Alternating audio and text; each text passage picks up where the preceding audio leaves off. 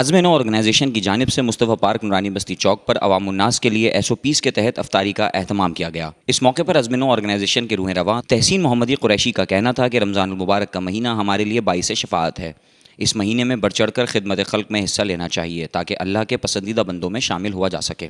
ہم حیدرآباد کے مخیر حضرات سے بھی گزارش کرتے ہیں کہ ہمارا ساتھ دیں۔ اس موقع پر سرپرست اعلیٰ Haji Ayub Qureshi, chairman event Osama Khan, chairman coordinator cell Shayan Chauhan, رکن سپریم کونسل اویس غوری، رکن بزرگ کمیٹی عبدالحفیظ انصاری، رکن شاہ رخ انصاری، فاروق ملک، عدنان ملک، فوٹوگرافر شاہزیب ملک، پروٹوکول آفیسر محمد علی، آنر کاکا سائیں کاظمی ہوٹل شہزاد قریشی سمیت علاقہ مکین اور راہگیروں نے شرکت کی۔ افطار سے قبل سربراہ عزم نو تحسین محمدی نے پاکستان کی سالمیت اور استحکام کے لیے خصوصی دعا کی۔